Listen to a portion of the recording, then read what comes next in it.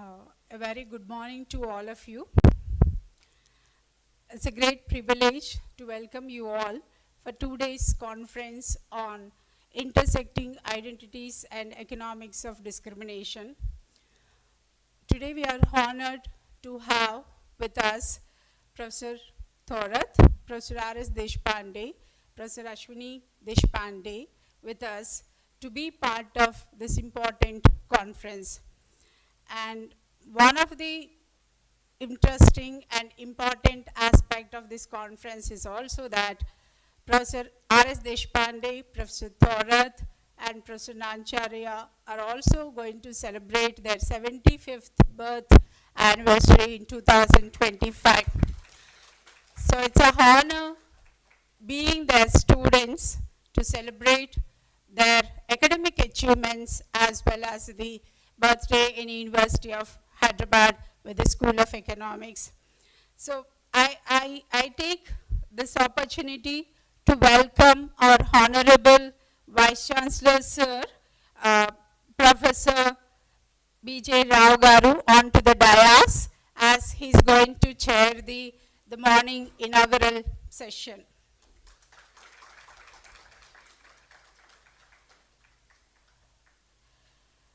I welcome Professor Ashwini Deshpande to come on to the dais.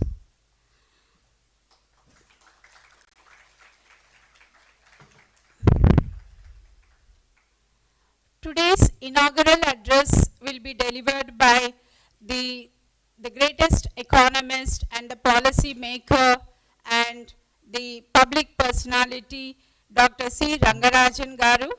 He could not join in person with us today, but he'll be delivering his inaugural address online for this particular conference, as he is the expert in the poverty and inequality related measurements and the issues. He will be delivering the inaugural address to this particular conference.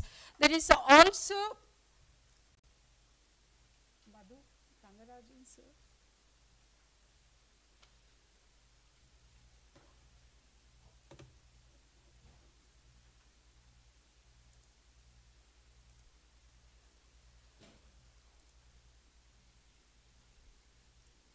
Sir, a very good morning, and we welcome you to the inaugural session, sir.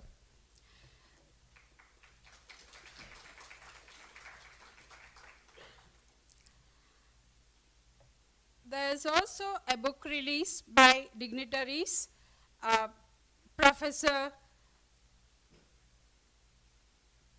our IOE Director, Professor Ganesham Krishna, who is with us here, and the Sri Kanteya Dasji, CEO, Hare Krishna Movement Charitable Foundation, Hyderabad.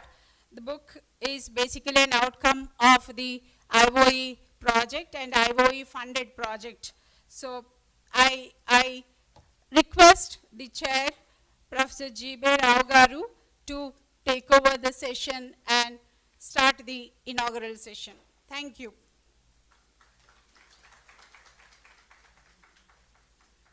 Sorry.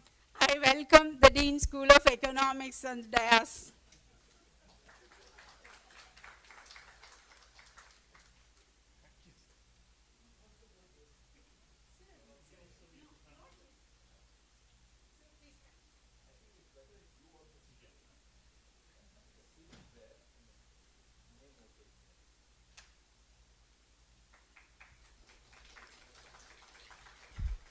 Very good morning to all of you.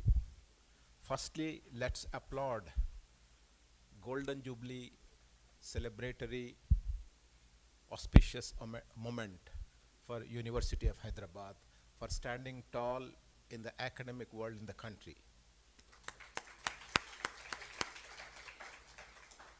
It's my special privilege as well as pleasure to invite Dr. C. Rangarajan Garu. I am seeing him on the screen. Namaste, sir. Also invite our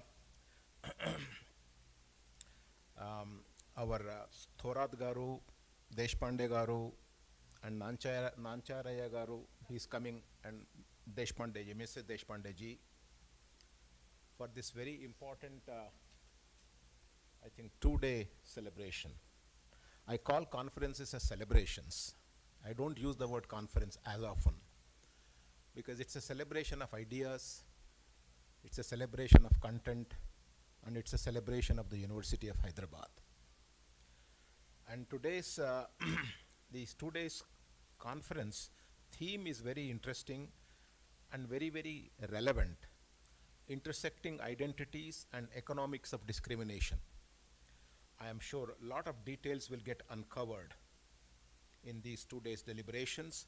I am not an economist, but I do appreciate economics on the ring side because I look at the details of unfolding economics and the country situation, etc., very carefully. I can actually make a comment that economics engine has been intimately linked now with technology. And whenever technology comes, there is an intrinsic nature of the construct is such that technology generates haves and technology have-nots. That's the nature of the outcome. And since technology is the driver of the economic engine, as it is supposed to be globally, economic engine also generates haves and have-nots continually at every step of the process. Therefore, economic discrimination is a continual process and active human intervention is required to undo this continual process of economic discrimination. On top of the technology now, artificial intelligence is superimposing itself very, very vehemently. So you can see the two forces against one human intelligence. So we really have to work doubly harder, I think. So that is my initial words. I would certainly want to proceed with the function now. I think it is our special duty to garland Baba Sahab Ambedkar's portrait. Are we ready with it? Yes.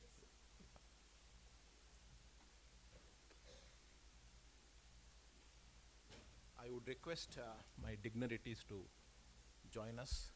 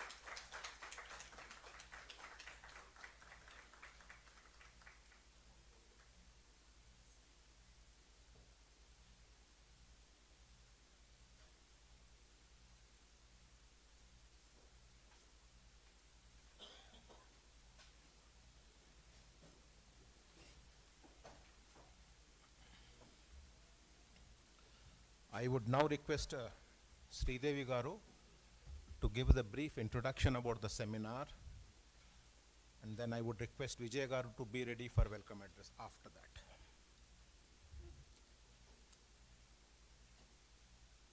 Thank you. Thank you, sir. A very good morning and warm greetings to one and all.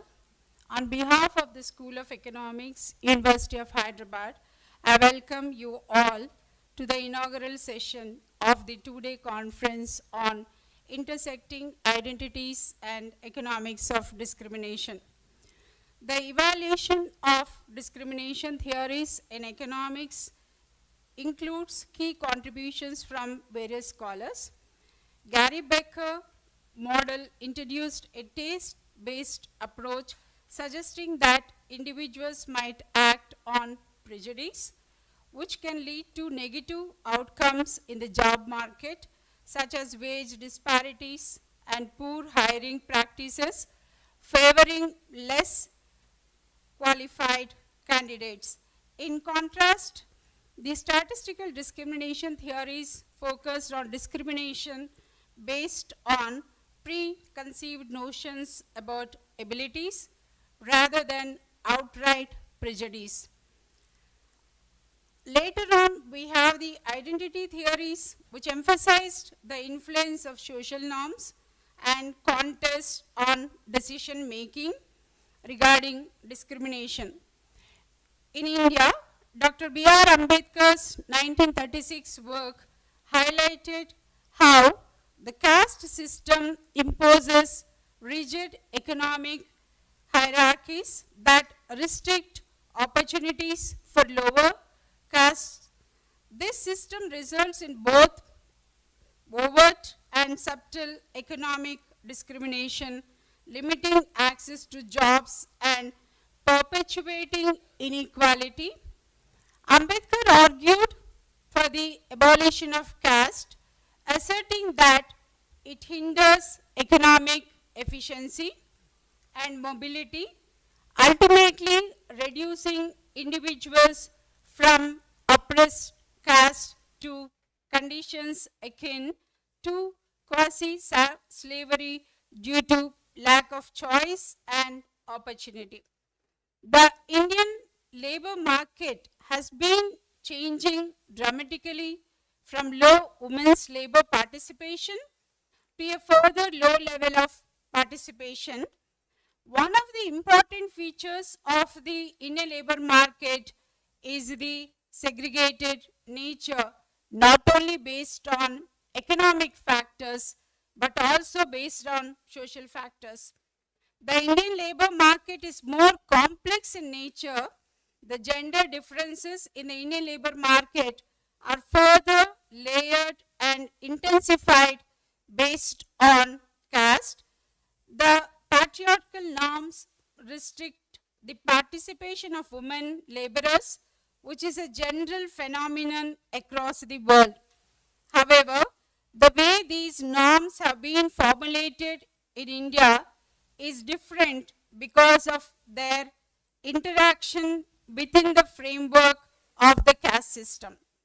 Caste functions as a division of labor that is not based on natural skills but rather on social status inherited at birth.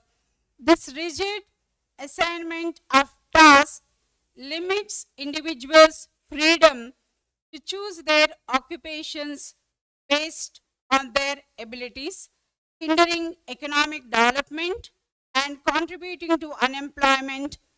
Nobel laureate Claudia Golden provides a fresh, in-depth look at the diverse experiences of college-educated women from the 1900s, examining the aspirations they formed and the barriers they faced in terms of career, job, marriage, and children.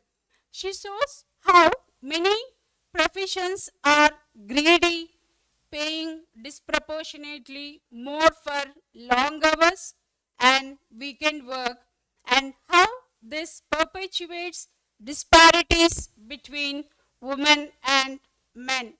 The reason women are losing out from the labor market is because they are spending a disproportionate amount of time on domestic and caregiving responsibilities such as child care. For instance, 53% of the women in India, as per the ILO report which was released in 2024 October, the cite care responsibilities as a reason for not participating in the labor force, while corresponding figure for men stands at 1.1%. So this link between greedy work, economic opportunities for women and the gendered pay gaps has brought to the fore discussion around women's time and what they do or rather can do with it. Anti-discrimination laws and unbiased managers, while valuable, are not enough. Career and family explains why we must make fundamental changes to the way we work and how we value caregiving if we are ever to achieve gender equality and couple with the equality. Economists maintain that the efficient functioning of markets is of central importance in the development process and can have profound impact on economic growth and distribution of income.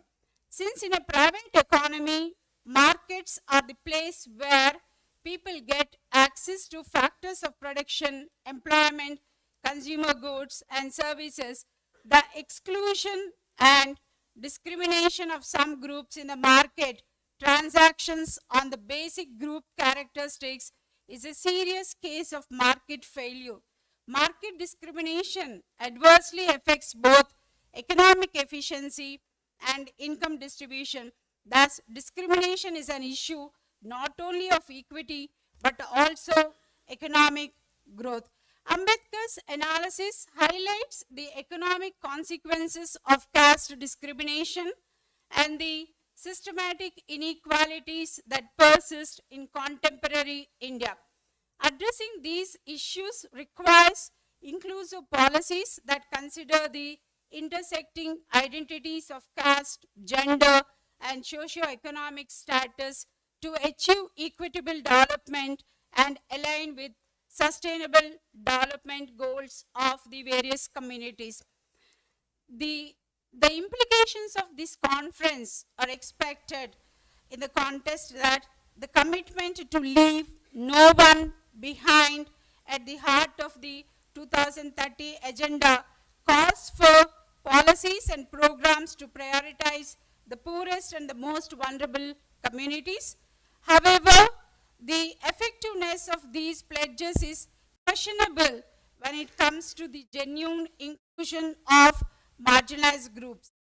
Special attention is needed for these communities in adaptation planning and implementation. Collaboration among public and private sectors, educational institutions, scientific bodies, and civil society can enhance the effectiveness of the SDG initiatives. This collective effort can help create policy frameworks across various governance levels which are essential for sustainable development. Ultimately, the active participation of marginalized groups in these partnerships is crucial for respecting human rights and achieving meaningful progress. In this background, this two-day conference proposes to address the issues of land, agriculture, labor, education, health, employment, poverty, and livelihood inequality and exclusion questions of marginalized groups with various special lectures, panel discussions, and the research papers. The tangible outcome of this conference would bring in academicians, research scholars, multiple stakeholders, including the policy makers and students together to build up a concrete understanding on the nuances of issues pertaining to economic discrimination.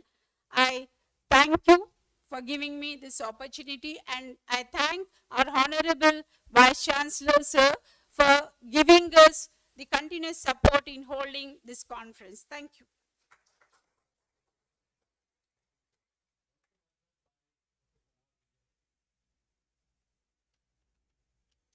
Good morning to all, and I welcome you for this two-day conference on intersecting identities and economics of discrimination, organized by the School of Economics, University of Hyderabad.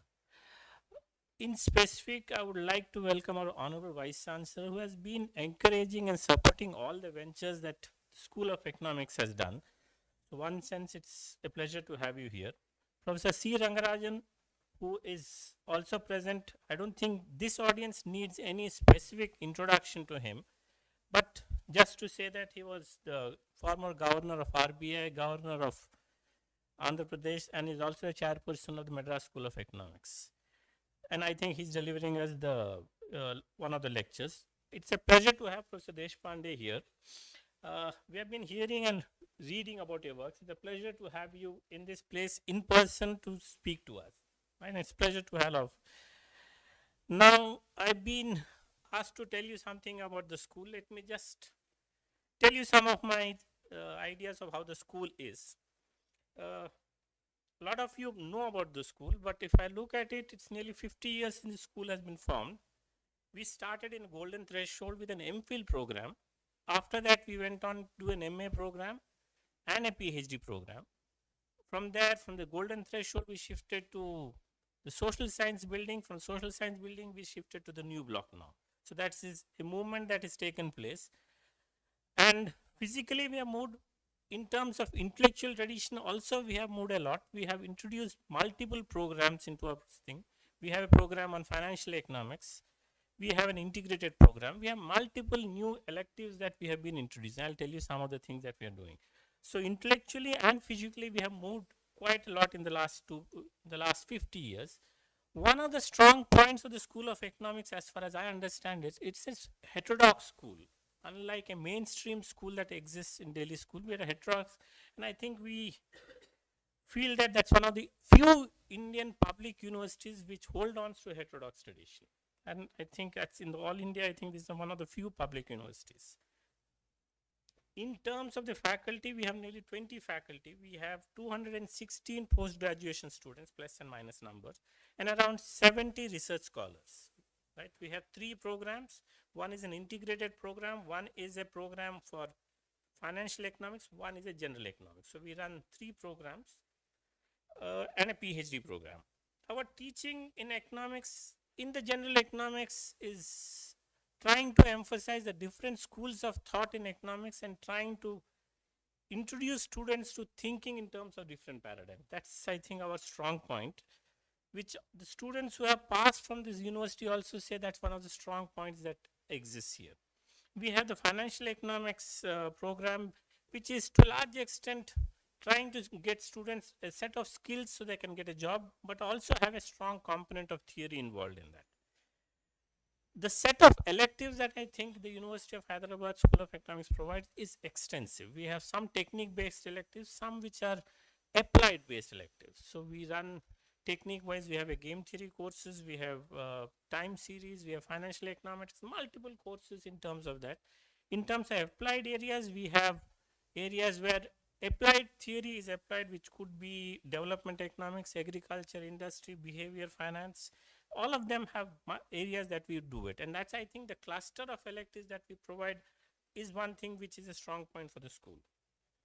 The PhD work goes on is predominantly area of one is development economics and the second one is on macroeconomics. Broadly, one can place where the literature comes in. One interesting feature of the school is that after 50 years, when we go anywhere to any university, public, private, or in a corporate world, we always find our students there, which does give us an impression and an idea that we have been able to contribute something in terms of development of our systems. Lastly, I think I thank Sri Devi for taking this initiative of organizing a conference, building it up, and also organizing the details of how this system is worked, and calling a set of distinguished lectures and people to come and present their ideas before that. And I think she and her team did a great job organizing this conference. Right?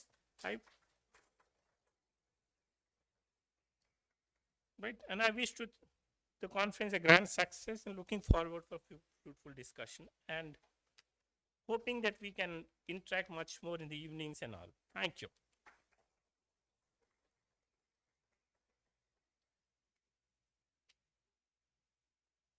There is a hand mic that will be useful. But anyway, I will now request Dr. Prajna Paramita Mishra ji to give us the introduction of the speakers.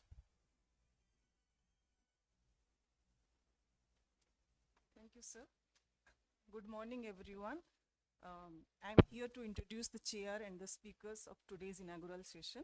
We have with us our Vice Chancellor, Professor B.J. Rao, who is a distinguished biochemist and academician.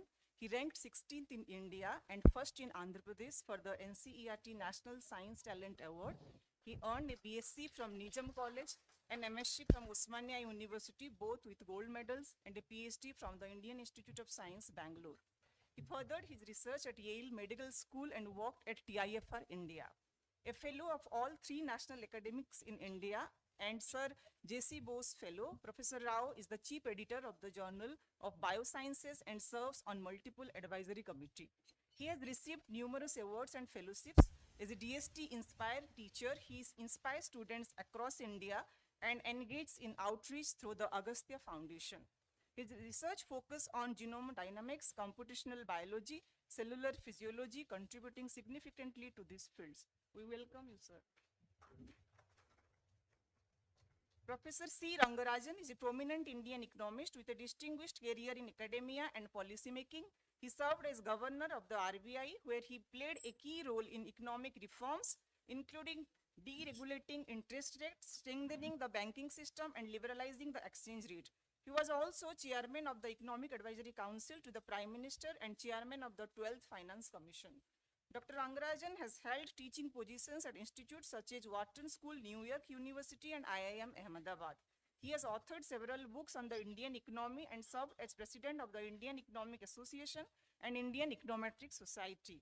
He was honored with the Padma Vibhushan in 2002 and Professor P.C. Mahalnobi's National Award in 2020. Dr. Rangarajan is currently chairman of the Madras School of Economics. We welcome you, sir.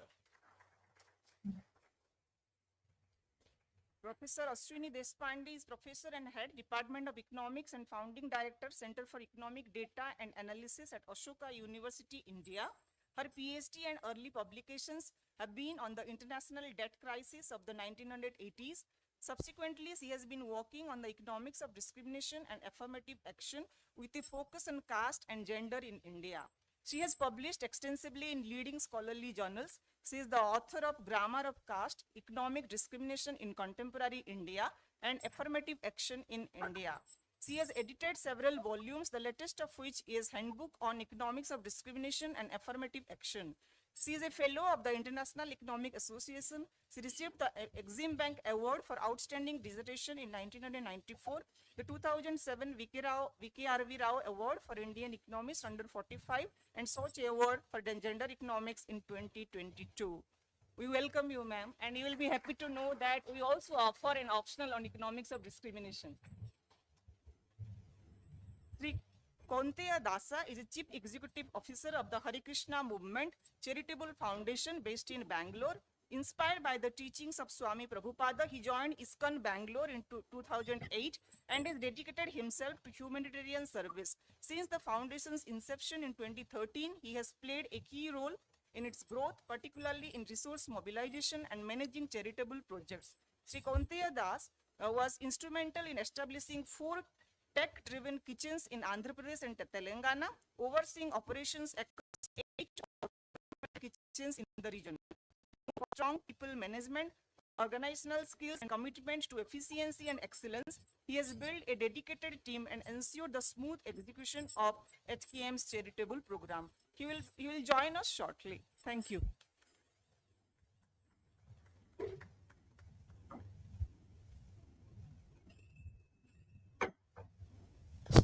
It's now my special privilege to invite Dr. C. Rangarajan ji.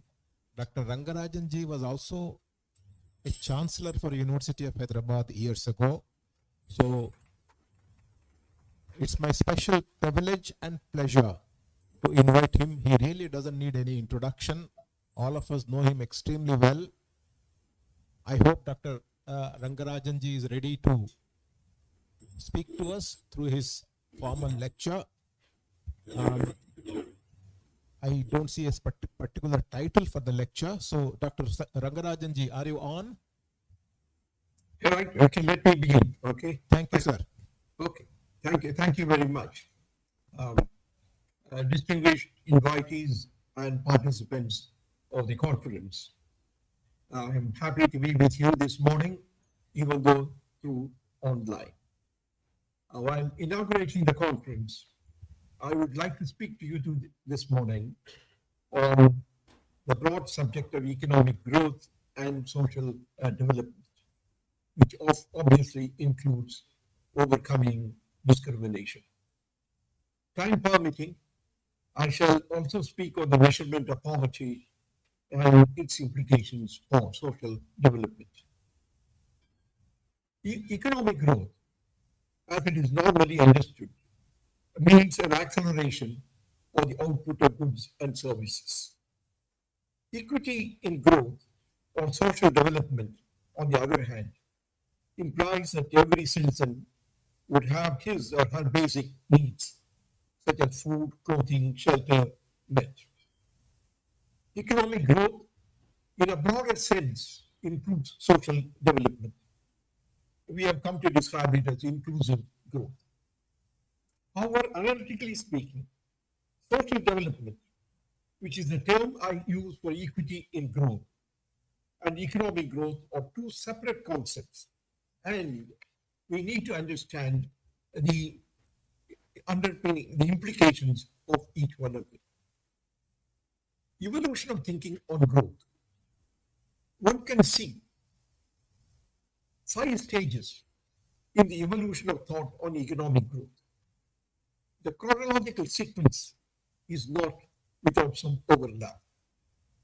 In the first stage, the major concern was simply to accelerate economic growth. Growth was identified with the increase in the availability of material goods and services and was to be achieved through capital formation facilitated by greater savings.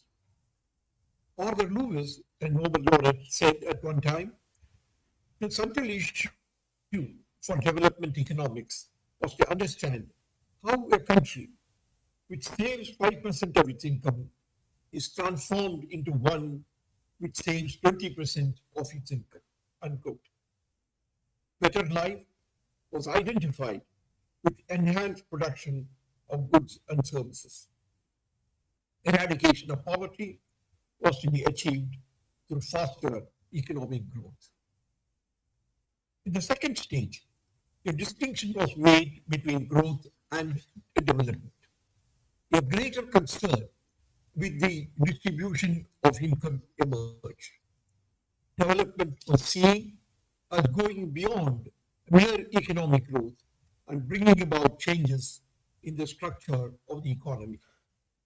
Equitable distribution of the benefits of economic growth became an independent goal. Balanced regional development also became a concern in large economies like India. The third stage, the provision to everyone of what came to be described as basic goods, which included the minimum requirements of life, such as food, education, safe drinking water, sanitation, and health services. Thus, in many countries, the satisfaction of basic human needs became the overriding objective of national development policy. The fourth stage in the evolution of economic thinking on growth was the emergence of the concept of sustainable development, which became relevant in the context of the environmental degradation caused in the process of economic growth. Sustainable development focuses attention on balancing today's concerns with tomorrow's requirements. In the current and fifth stage of thinking on growth, the concept of basic needs has been widened, and the objective of growth is set as human development, which means an improvement in the quality of life of all people. Enhancement of human development should lead, on the one hand, the creation of human capabilities through improved health, knowledge, and skills, and on the other hand, the opportunities for the people to make use of these capabilities. In a broader sense, human development implies human rights and participation and freedom of choice. Under this approach, economic growth becomes only one aspect of human development. The performance of the Indian economy since independence, as measured by the normal indicators of economic growth, has been reasonably impressive. In per capita income terms, the Indian economy was literally stagnant during the first half of the 20th century under the British rule. The growth momentum started with the obtaining of independence. The annual growth rate in GDP, however, remained below 4% until the end of 1970s. It was only in the 80s that the annual growth rate crossed the 5% figure. Between 1981-82 and 1990-91, the growth rate of the economy was 5.6% per annum. It, of course, ended with the crisis of 1990-91. In the post-liberalization period between 92-93 and 2012-13, the average annual growth rate was 6.9%. In the 8-year period beginning 2005-6, the average annual growth rate has been 8%. By 2011-12, India's growth rate started falling. Then came COVID and its impact. That is a resurgence or revival since then. Obviously, the growth in national income and per capita income is reflected in a number of social performance parameters, such as the literacy rate, the availability of medical health facilities, expansion of education, etc. The literacy rate has gone up from 30.7% in 1951 to 79.4% currently. Similarly, expectation of life at birth for males has increased from 37.1 years to 66.3 years. Female expectation of life expectancy stands at 69.2. As measured by social indicators, the performance of the country is not that impressive. India ranks low in the Human Development Index. As per the Human Development Report 2024 of UNDP, India's rank was 134 among a total of 193 countries. It is, however, to be noted that India with Human Development Index value at 0.554 is included among the medium human development countries. Infant mortality in India is 28% per thousand live births, as compared to 24.1 in Bangladesh, 12.5 for Brazil, and 11 for Mexico. Similarly, under 5 mortality rate was lower in Bangladesh, Brazil, and Mexico than in India. I quote this number only to show that per capita income by itself does not indicate where we stand in terms of social development. The per capita income of Bangladesh is lower than that of India, but on some social indicators, Bangladesh ranks higher than India. At a fundamental level, there is no conflict between economic growth and social or human development. Economic growth implies improvement in the material well-being of people, which necessarily includes better health, education, and sanitation. However, there are two possible routes to achieve the end of social development. One is to let the economy grow and expect the consequential benefits to accrue to all segments subsequently, automatically. The approach is often described as trickle down. However, for this to happen, the economy needs to grow strongly. Any moderate rate of growth as we had in the country in the first 3 decades or after independence is unlikely to have a significant impact on the bottom deciles of the population. The alternative strategy of development is to focus directly on social infrastructure facilities such as health, education, sanitation, and drinking water, and of course, removal of discrimination. No country, including India, has adopted an exclusive approach. While it is true that nutrition, health, and education can and should be treated as ends in themselves, there is no assurance that improved health and education will automatically result in higher economic growth. They only create conditions under which growth in the sense of rise in national income can be accelerated. However, enhanced human development expenditures cannot be sustained over a long period unless supported by accelerated economic growth. When there is dichotomy between human development indicators and economic development, it can be a source of social tension. For example, if education expands, the economy must also grow to absorb those people who are educated. To think of social development or greater equity independent of economic growth is unrealistic. Economic growth and social development must move in tandem so as to reap the synergic effects of individual indicators, of moving on the two moving together. I want to say a little bit on poverty and in there. While we can look at individual indicators in health and education to assess the social development, one broad indicator in this area is the poverty ratio. Now, there are many issues relating to poverty. We have had many committees set up by the government of India to, to in order to uh, unravel how to exactly estimate the level of poverty in the country. Since I have almost run out of time, let me very quickly cover what needs to be done in the area of poverty. The poverty line can be drawn in terms of income or consumption expenditure. In India, we prefer the latter because of the availability of detailed data through household consumption survey. What do the available estimates show?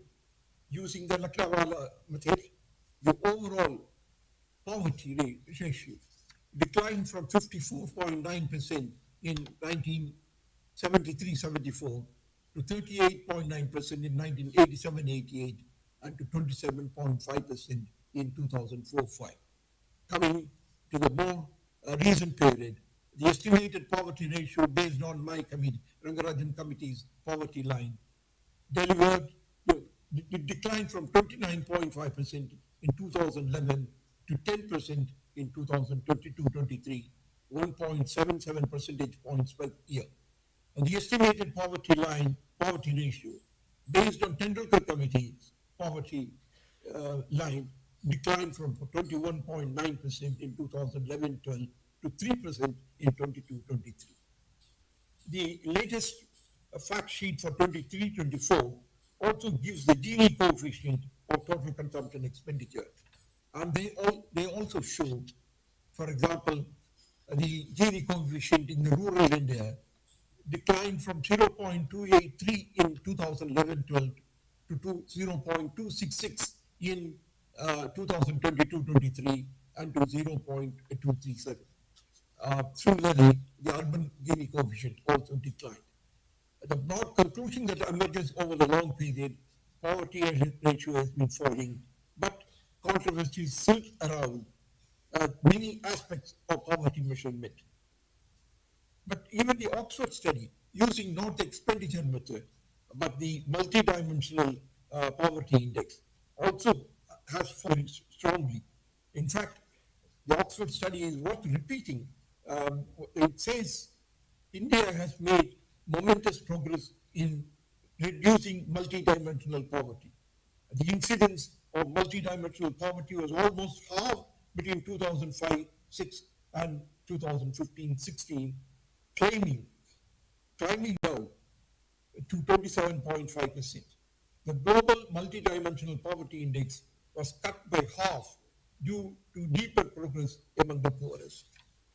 Thus, while in the 10 years, the number of poor people in India fell by more than 271 million, a truly massive gain. And this is indeed high price. But let me add, even though we are going in the right direction, a lot more needs to be done. We are only close to eliminating what I may call extreme poverty. Development has many dimensions. It has to be inclusive, it must be poverty reducing, and it must be environmental friendly, and it must also be free of discrimination. We need to incorporate all these elements in the growth process. However, at our present stage of development, we cannot afford to sacrifice growth. It is key to improving the living standards of our people. Equity and growth should not be posed as opposing considerations. They must weave together to produce an acceptable pattern of development. That remains the economic wisdom. Let me conclude. We need, therefore, to stretch simultaneously economic development in the conventional sense of accelerating growth and social development in the sense of securing for everyone the basic needs and the basic freedom. The two have a mutually intersecting, interacting, beneficial impact, and the two must be pursued together. And these are the two legs with which the country must walk. Any strategy of development which ignores any one of the legs can only limp along. Thank you very much, and I would once again congratulate the Department of Economics, University of Hyderabad, which is now celebrating the Golden Jubilee. All the best. Thank you.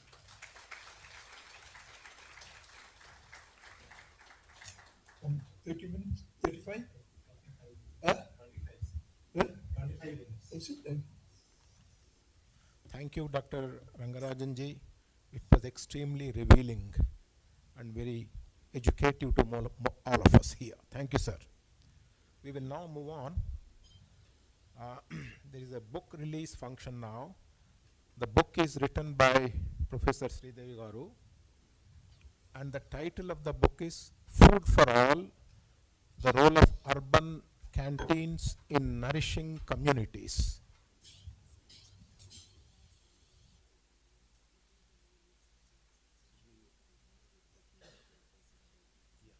So we will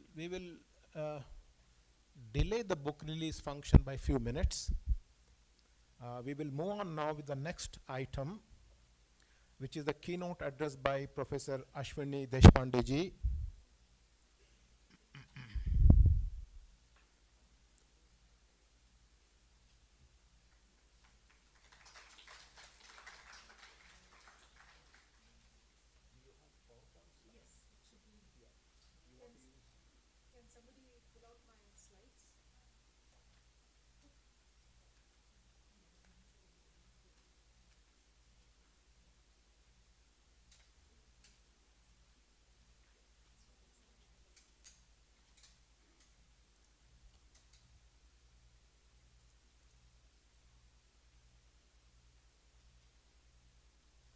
It's not here.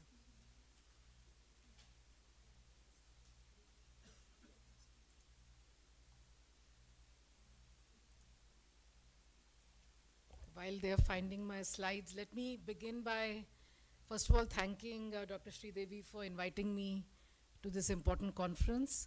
And thank you, Vice Chancellor Sir and the others for the warm welcome to this conference. Let me actually begin by paying a special tribute to Professor Thorath, who I just discovered is going to turn 75 this year. Um, you can come here and I'll talk like this while you look for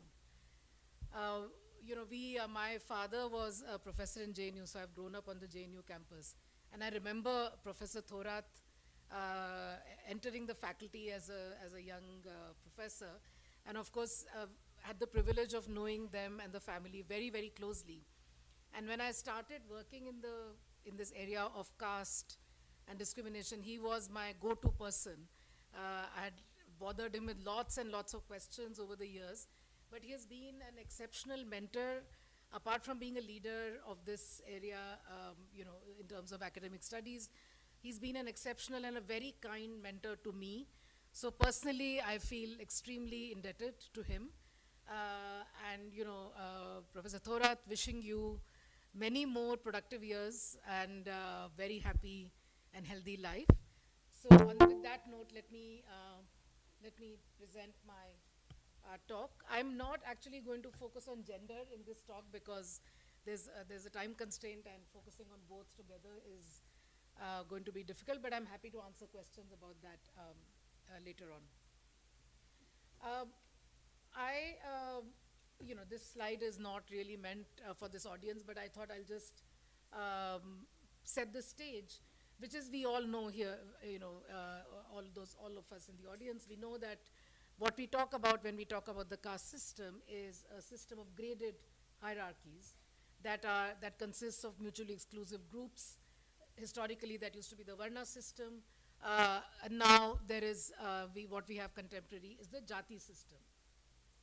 Now, because the link between occupation and caste was much stronger in the Varna system, and it's considerably weaker in the Jati system, particularly with the rise of modern occupations, there is a very prevalent belief that caste really doesn't matter in India anymore in terms of deciding economic outcomes.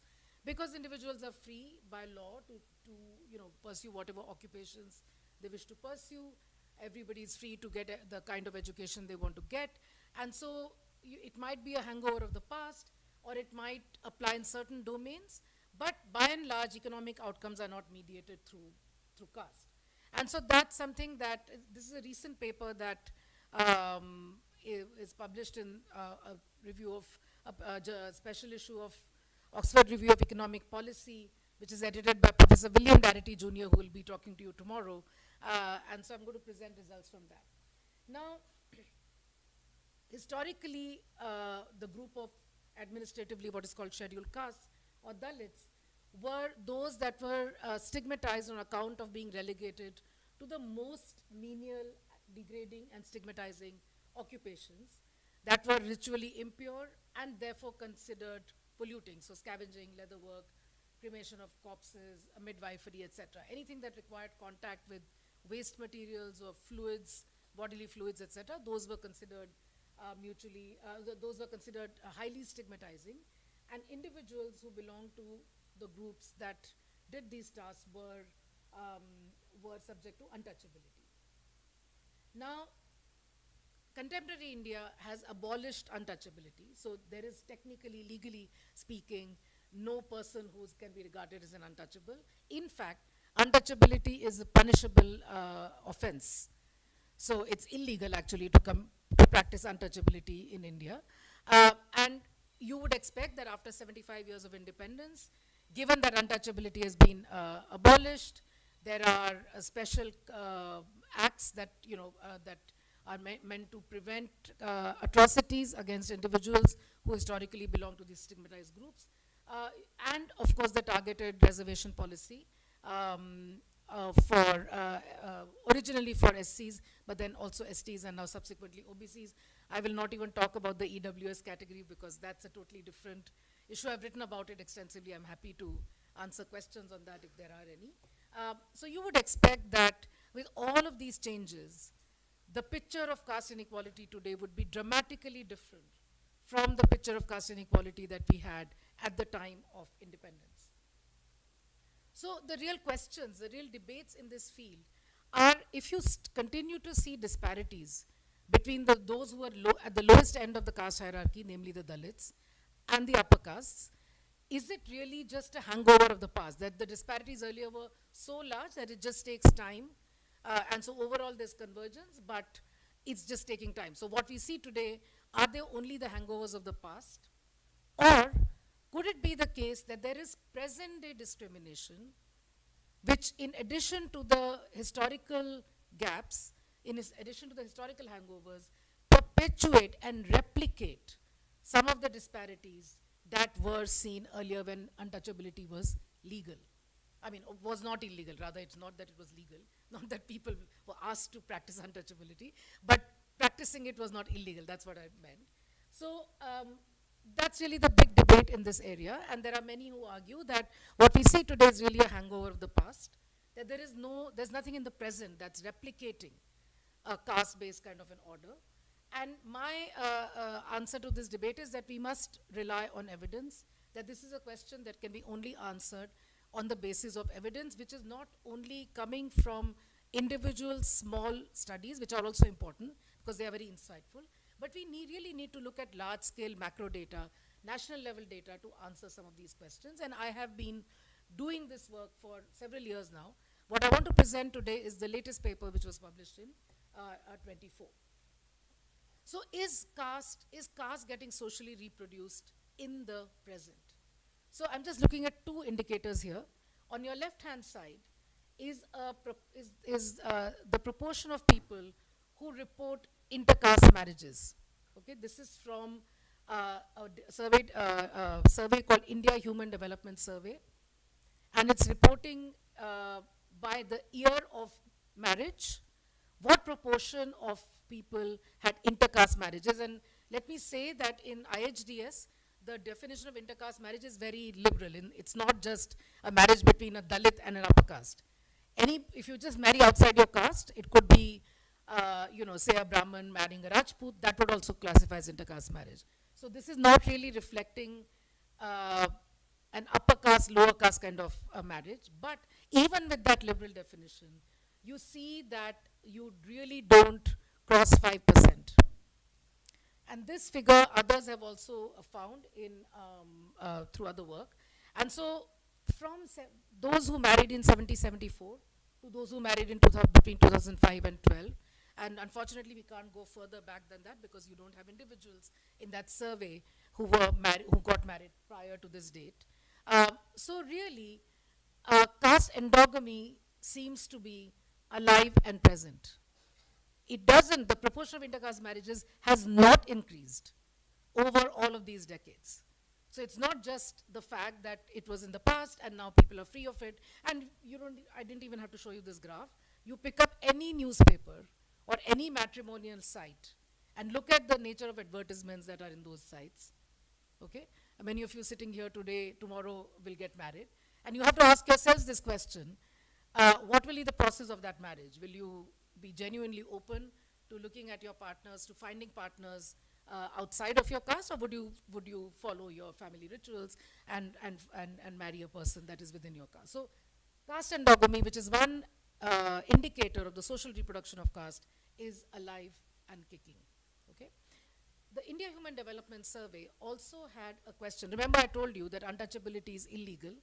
In fact, you could be punished if you admit to practicing untouchability, or in fact if you're caught practicing untouchability. The India Human Development Survey has two questions. One is a simple question, yes or no. Do you practice untouchability or not? It's a very broad-based question, and you can interpret it whichever way. Now, given that most of us know that it's illegal, even if we were practicing it, we would tend to answer no.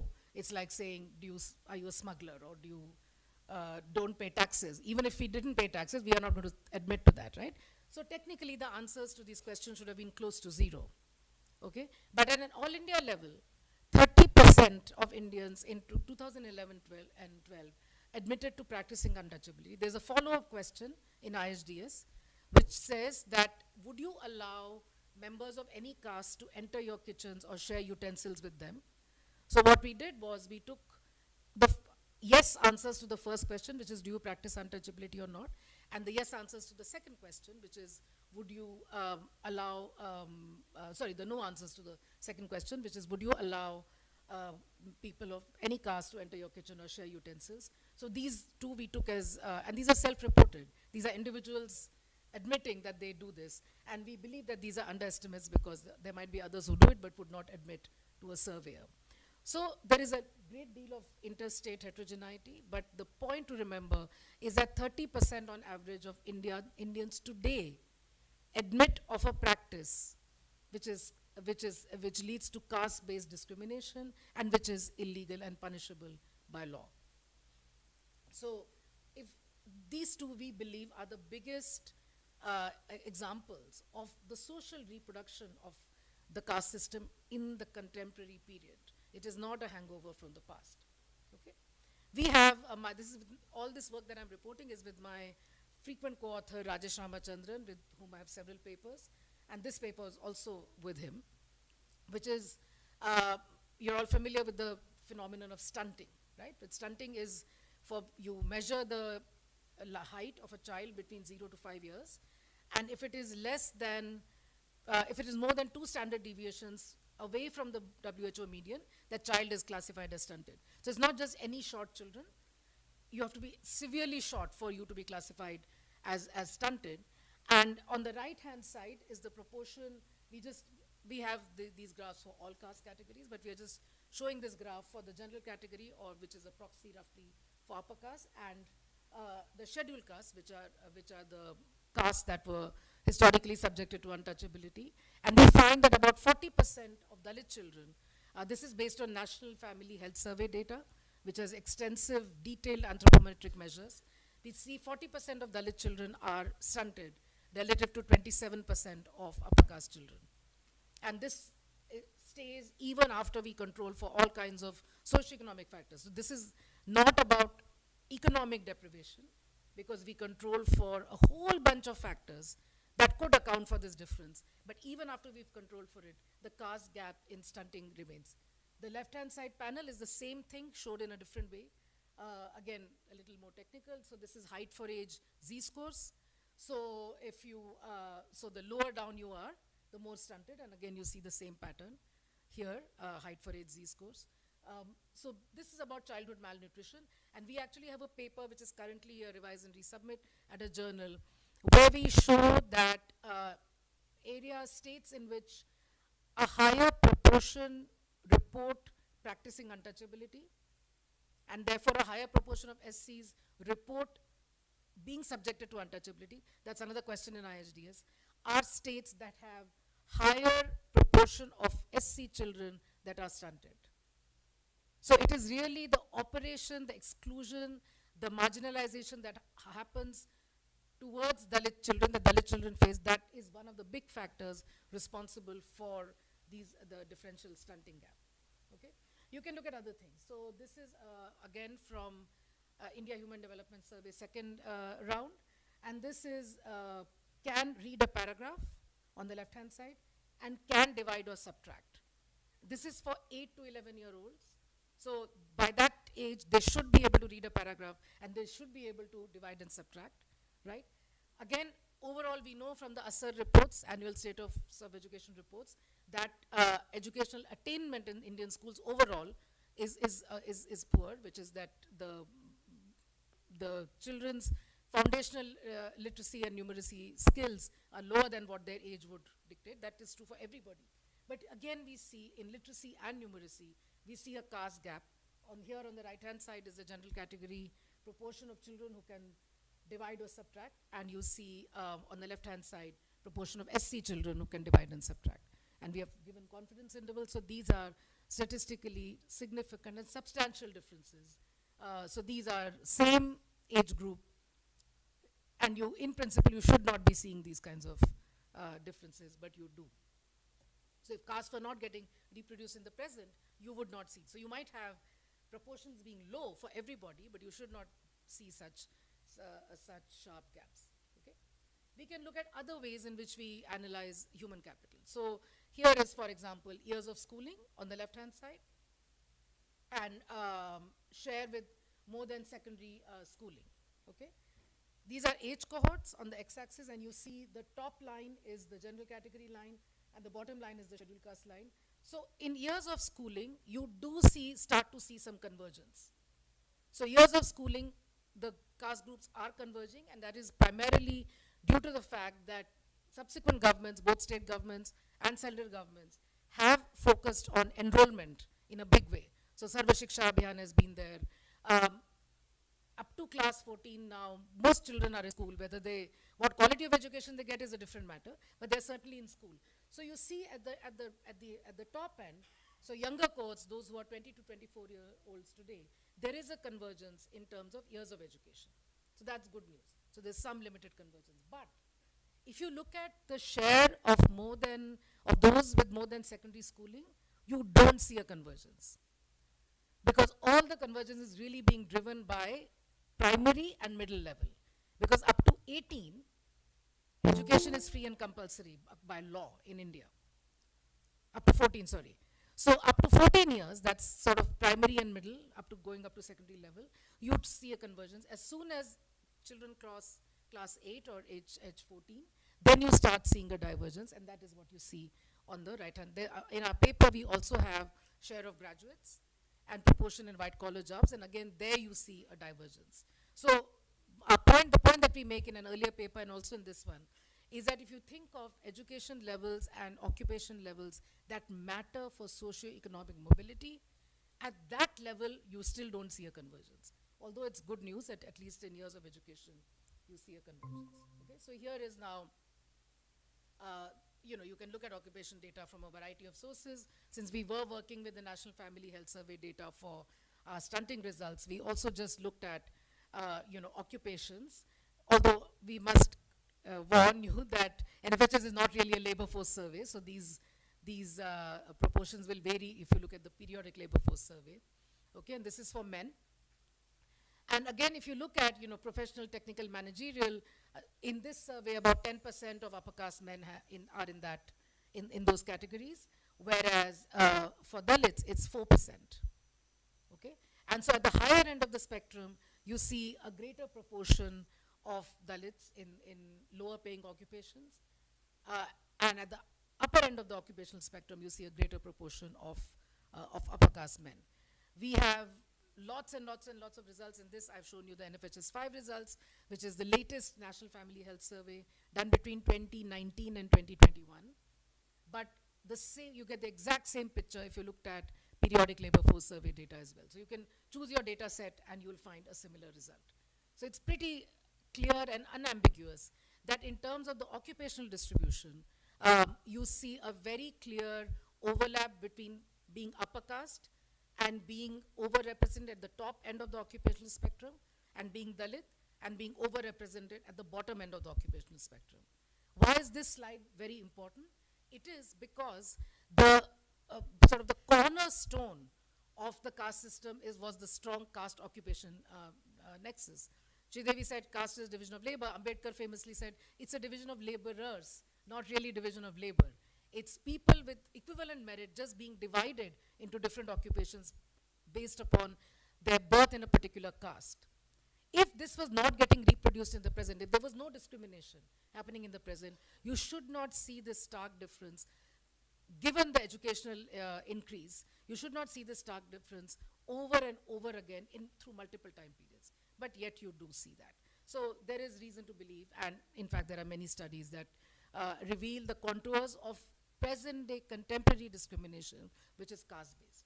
Okay, so we've looked at asset distribution. So we've divided, the NFHS data also has a large number of assets on which they collect information, which is household ownership of assets.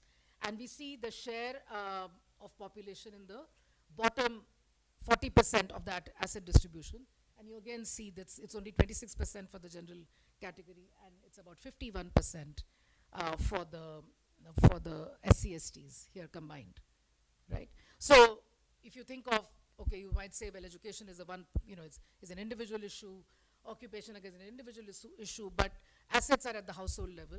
So overall, if you see this kind of disparity in asset ownership, and assets are also very roughly speaking a measure of not really lifetime income, I wouldn't say, but it's, assets are acquired over lifetimes of individuals, so they don't really measure contemporary income, but they measure some sort of some distribution of wealth. We can focus specifically on land ownership, and again you find a similar pattern. Okay, so I've given you lots of data points, and I have plenty more which I can show you, but I won't.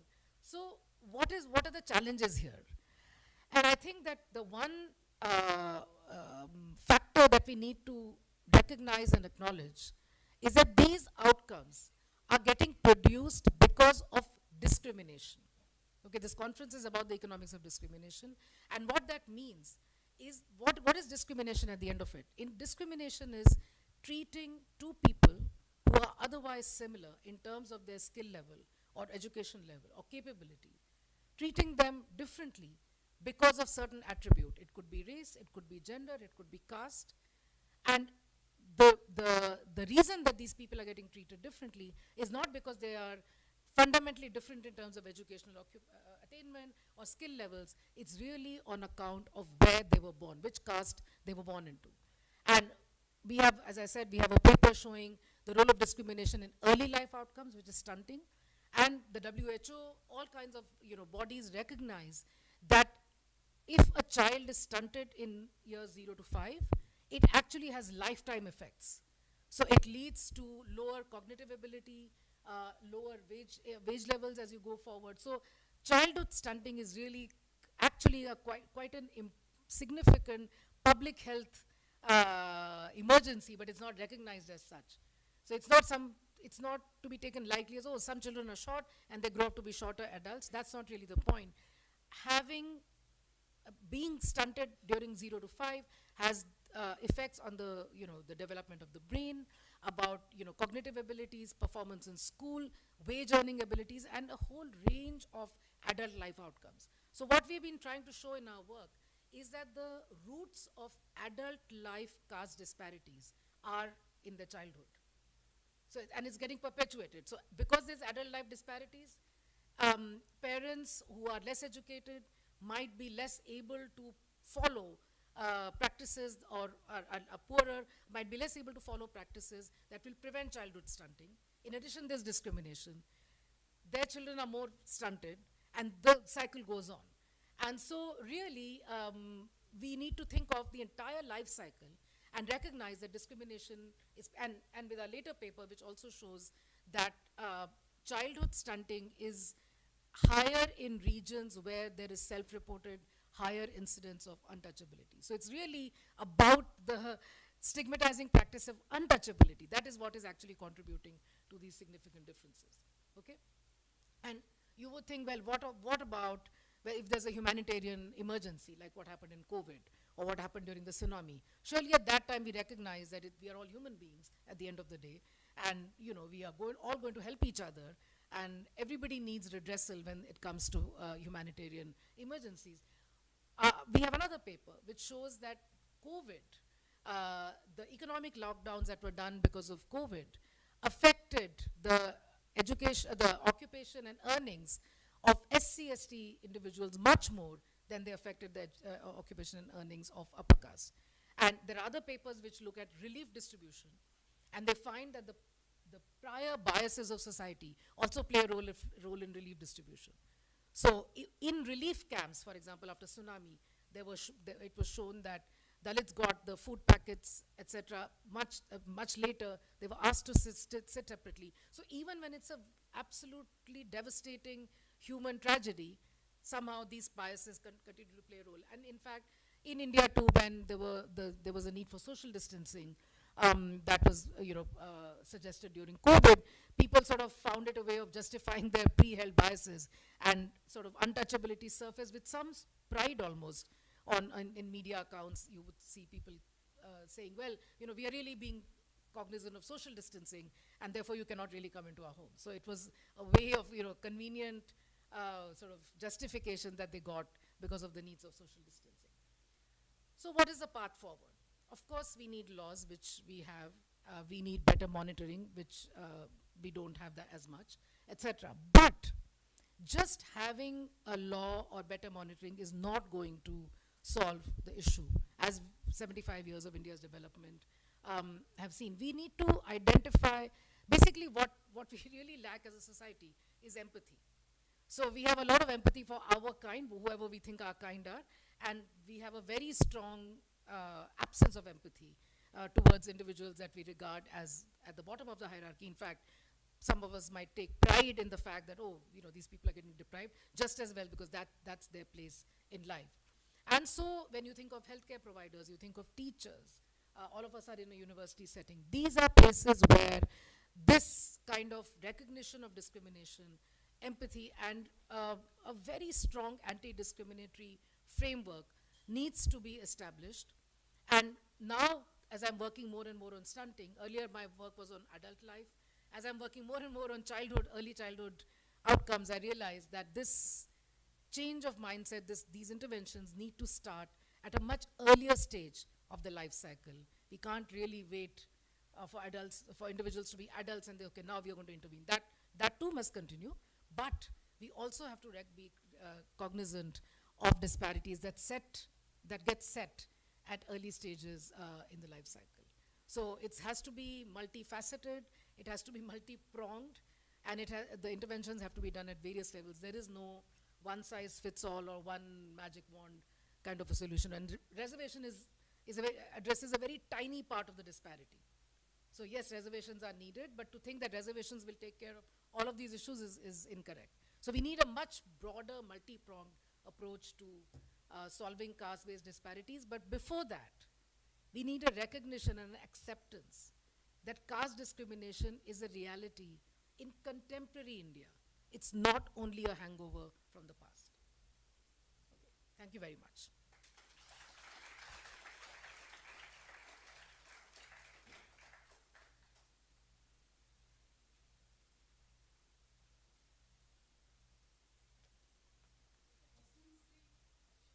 Yeah, I think time for some interesting and burning questions, because I think her presentation was completely data driven. So I'm sure there will be interesting questions from the younger crowd.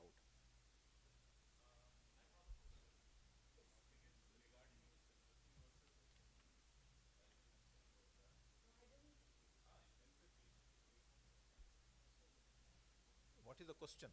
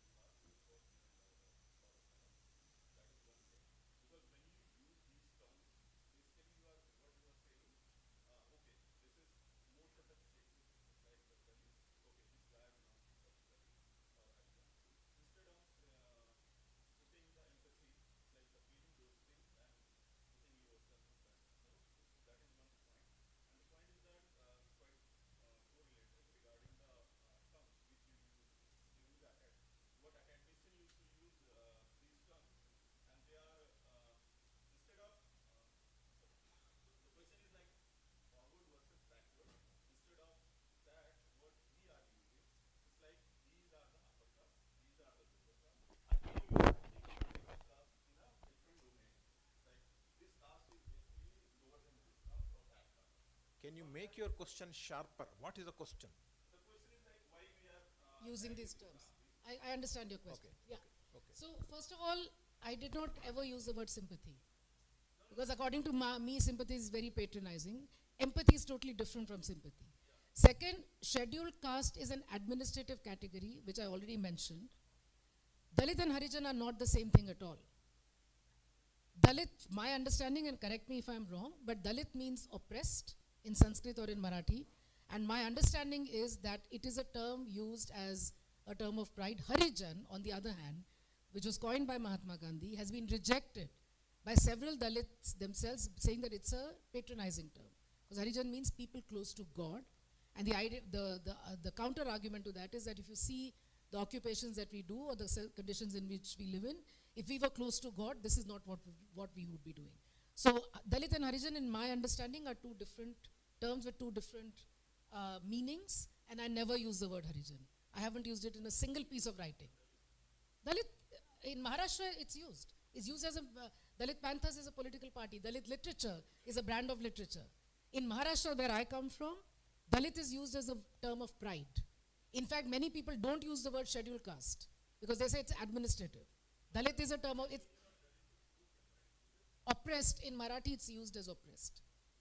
Yeah, so oppressed is just as in the US, many people use the word black and not African American. Sandy Darity, who will speak to you tomorrow, will use the word black very often. Is black as a term of pride, because their argument is that just because we are black, there's nothing to be ashamed of. White is a color, a skin color, black is a skin color. So many African Americans in the US use the term black as a term of pride. In Maharashtra, the word Dalit is used as a term of pride. It doesn't mean broken, at least not in Marathi. Oppressed, yes, it means oppressed. Yeah, but Ambedkar has written about being Dalit. Okay. Second thing is that I I was hoping that you would understand, and if you've read any of my writings, that I should not have had to use the word so-called upper caste and so-called lower caste. But that means, so I'm happy to share everything that I've written on this subject with you. Obviously, when I use the word upper caste, doesn't mean that I believe that they are higher in, that I believe that they should be higher. But if you believe that there is a caste hierarchy, do you believe in that or not? Do you agree that there is a caste hierarchy? That's the whole point. That is the whole point of the presentation, no? Yeah, exactly. So which hierarchy means what? It means some people are regarded as higher and some people are regarded as lower. If I thought that that was justified, I wouldn't be giving this talk today.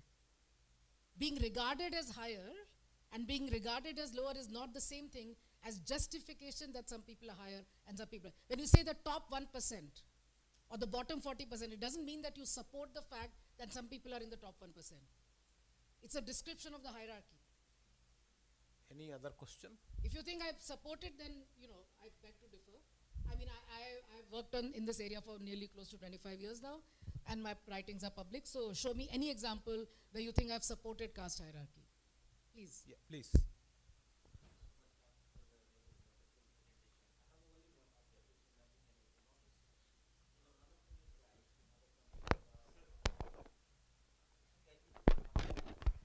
No, I think some people are online.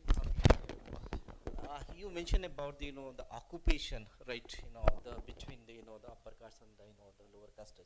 So what I observed, it could be a better if you can, identify the occupational mobility between Yeah, these two castes, because you Yeah. have already worked on the ISDS data, and then you can see the how the, the occupation structure has shifted from, the earlier to right now. So this could be given, the more Yeah, broader so we picture. have done that. Okay. Today I showed a very small subsection of work I've done, but what you find is that, of course, there's been some movement for all groups over the years, but if you think of, again, occupational spectrum is just, I don't mean that that's justified, but that's just the spectrum. That is the reality of the occupational hierarchy, in case people here don't understand. So there is a hierarchy in occupational in structure. Some occupations are better paying and they're regarded as more prestigious. Some occupations are lower paying and they're regarded as less prestigious. So the picture over time shows that SCs or Dalits are overrepresented relative to their share in the population, are overrepresented in the bottom rungs of the occupational spectrum. So what it means is that supposing Dalits are, say, 20% of the population, when you go to the cleaning staff, they would be 98% of the population. The 98% of all cleaning staff would be Dalit. If it was proportional to population, only 20% should have been, right? Or if it was completely divorced from caste-based occupation. So you see that that change has not been as drastic. There's been some change, but it has not been as drastic as you would expect in 75 years. Moreover, if you look at white-collar occupations that are the most well-paying, you see a divergence between the so-called upper caste and the so-called Dalits. So they are not converging towards each other. We'll take just one more question and then move on. Last question. This is intra-cohort. So you look at birth cohorts and you see. Yes, please. Yeah, thank you so much, Professor Deshpande, for excellent talk. But I would like to ask few observations based on your presentation. When you try to show some of the indicators, and you could see there is a clear difference between upper caste or let's say general as well as the other category. But because the base is already different, so that's what I am just curious to know. Is there any sort of way mechanism that you found that the speed of this group is actually moving faster than the general or not? If yes, then what are the factors that the government needs to implement so in order to narrow down the gaps? That's the Thank excellent you. question, which is what I was referring to when I was talking about convergence or divergence. So groups that begin at a, let's say, low level of education, is it the case that their rate of growth, the rate of increase of educational attainment is faster than groups that already had a higher level of education, right? And if that is the case, then over time the curves should move towards each other, right? What did you see when I showed you years of education? Yes, there is a movement in the younger most cohort, but when you look at proportion of individuals with secondary education or higher, you don't see that convergence, right? So the base is lower and the rate of growth is not that it's closing the gap. Let me use another word, which is the gap gradually closing or is the gap widening? In years of education, the gap is gradually closing for reasons that I explained. But in terms of proportion with people with secondary education or more, a graph that I did not show is proportion of individuals with white collar jobs. Again, that gap is widening, it's not closing. Yeah, okay. I think Deshpande ji is available for questions in the break time also. Please catch her, discuss with her, and then let's educate ourselves but by more discourses. Now let's move on to the book release function. Sridevi Garu, are we ready now? Okay, yeah. So this is the book written by Sridevi Garu, Food for All, the Role of Urban Canteens in Nourishing Communities.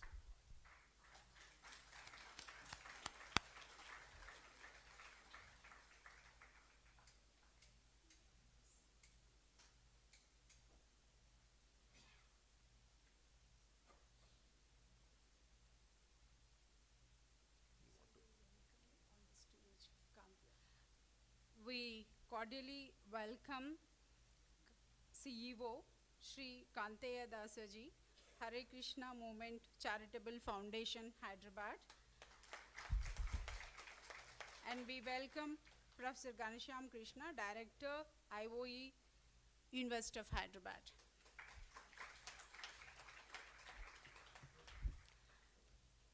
We also welcome Professor Thorat, Professor Aris Deshpande, and Professor Ashwini Deshpande to be on the stage for the book release.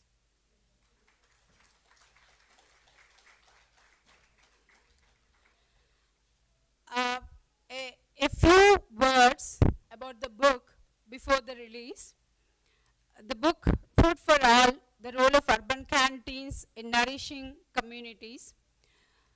This book is part of ongoing IOE project on understanding and addressing food and nutrition security issues among vulnerable groups, an interdisciplinary study in Andhra Pradesh and Telangana.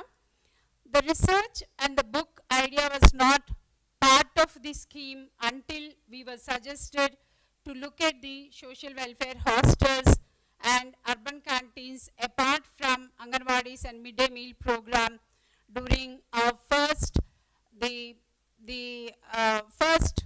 proposal meeting.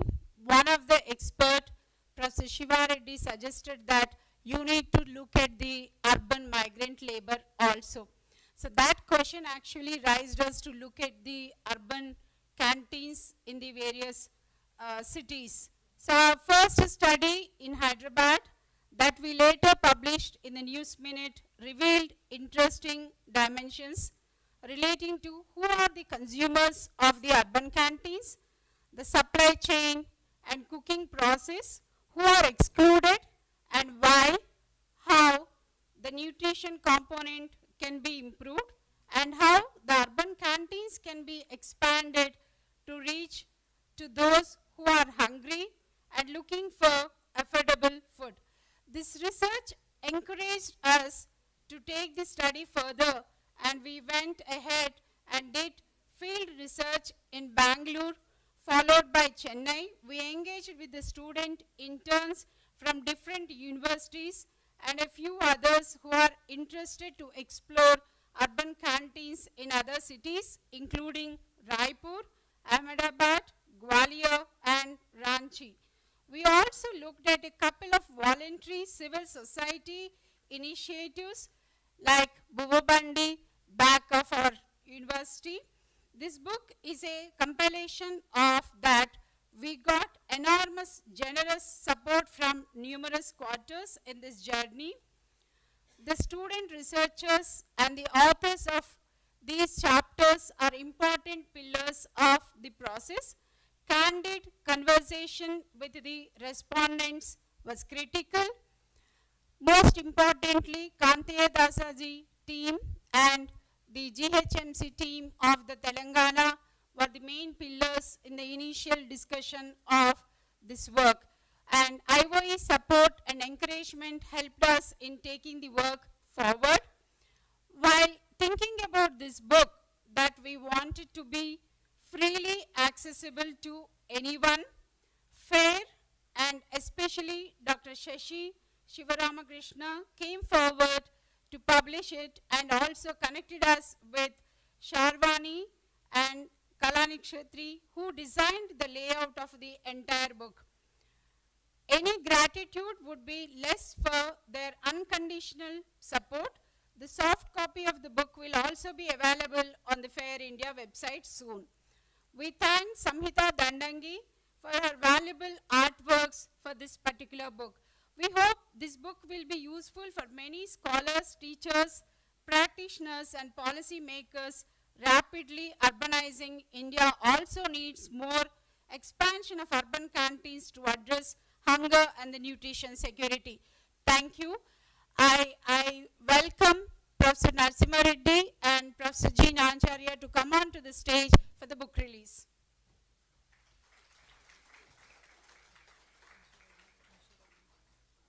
Dean.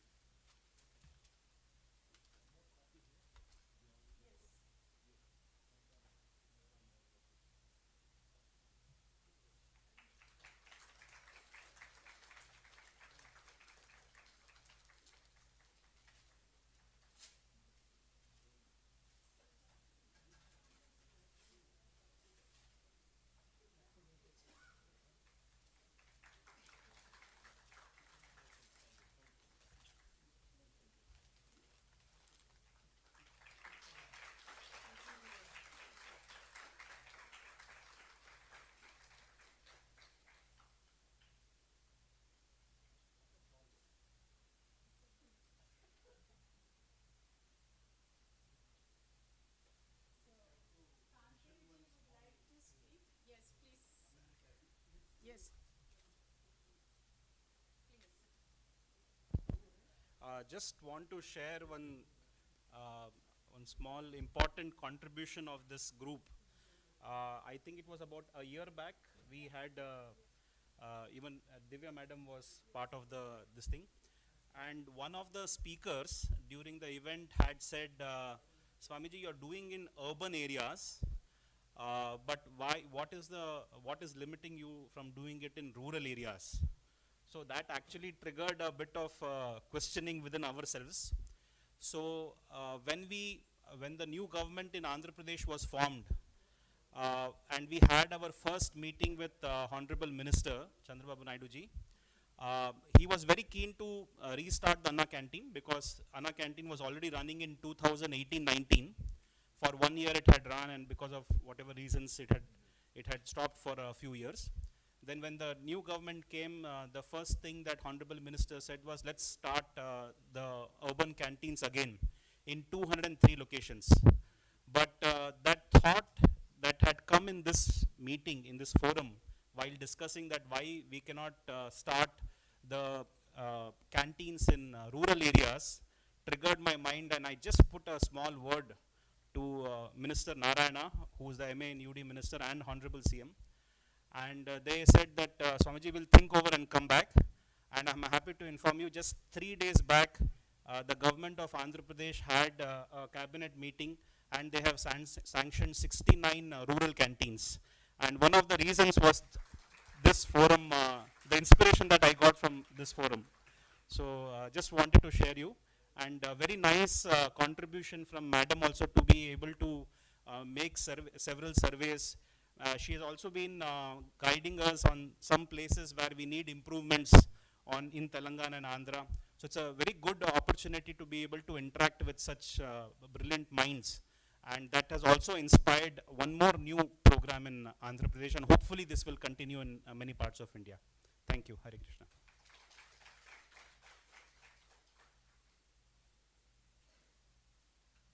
Please be on the stage.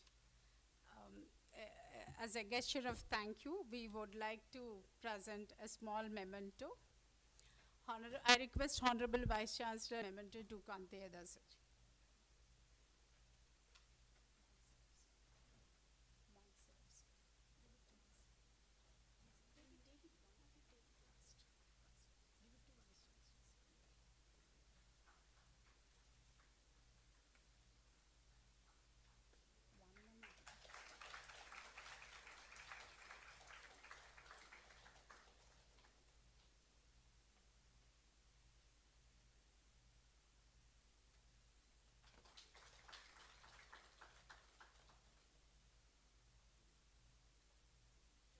Professor Ganesham. We should thank you because giving us the funds.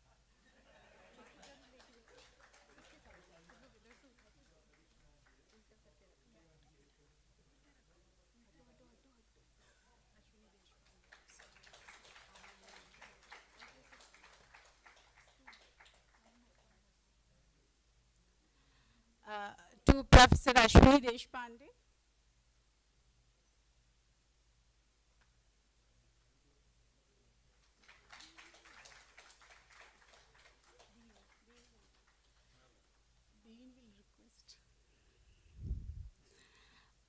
Will request the Dean School of Economics to present the memento to the Honorable Vice Chancellor.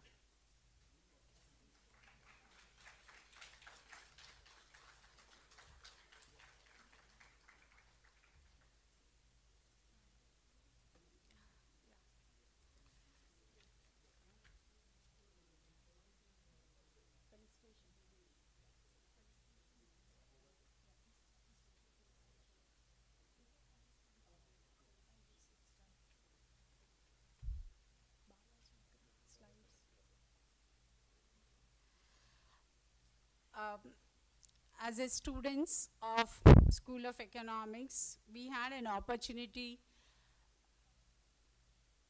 to learn from our teachers, Professor G. Nancharya and Professor Thorat, Professor R.S. Deshpande. It's also our privilege that they have extensively contributed to the Ambedkarian economic thought and the discrimination studies. Whenever we try to look at the literature with reference to the Ambedkarian economic thought, these are the three names prominently comes out in the Google Scholars. So, School of Economics would like to felicitate three academicians as well as policy makers for their contribution to the academic world. I request Professor Thorat to come on to the stage, and I request Honorable Vice Chancellor to felicitate Professor Thorat.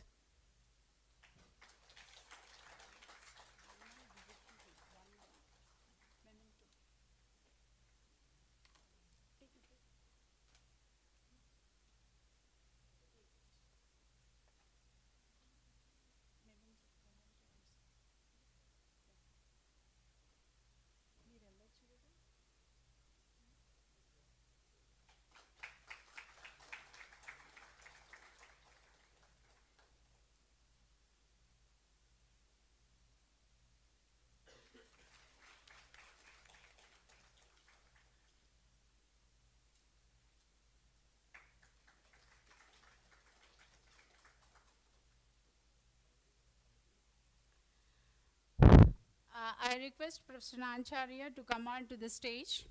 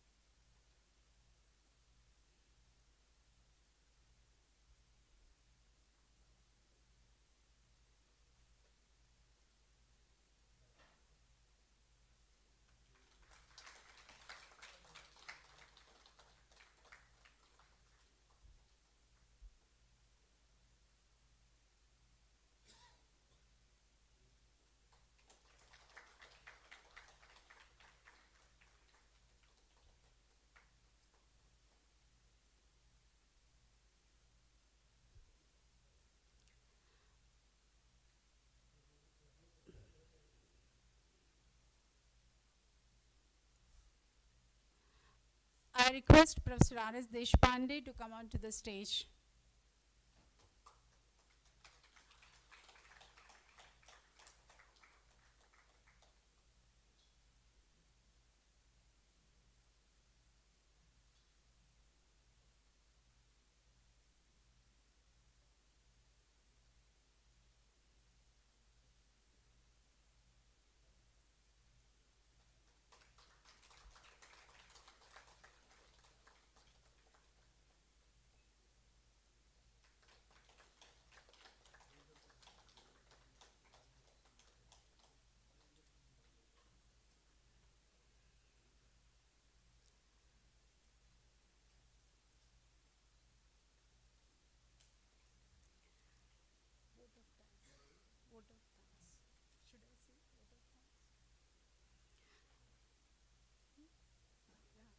Vote of thanks by Dr. Pragna.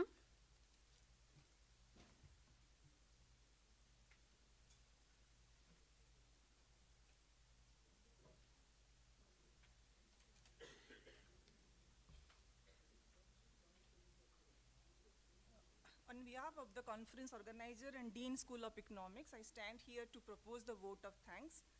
We are thankful to our Honorable Vice Chancellor for his constant support, encouragement, and most importantly, his presence throughout all our academic activities. We also thank his office and staff. Thanks to Dr. C. Rangarajan for delivering the inaugural address. It's very insightful the way he starts with growth and later on he linked it with development, regional development, sustainable development, human development, and social development, emphasizing on all the basic needs. We are thankful to Professor Ashwini Deshpande for delivering the keynote address. Ma'am, you brought out different issues of caste discrimination and different life outcomes supported by data. And I hope this will help our scholars to frame important research questions in this particular field. Special thanks to Professor Thorat, Professor Nancharia, and Professor Deshpande for his presence, for their presence. Thanks to Kaunteya Das for being with us and releasing the book. Sir, I hope this conference will give you and your team many more inspiration that you can implement in the future. I thank the IOE office and Professor Ghansyam for his presence and their help for this conference. I thank the Dean School of Economics, my faculty colleagues and our office staff and volunteers. I thank all the delegates for taking out time from their busy schedule and being with us. And finally, all our dear students, thanks a lot for your presence and all your help. Thank you.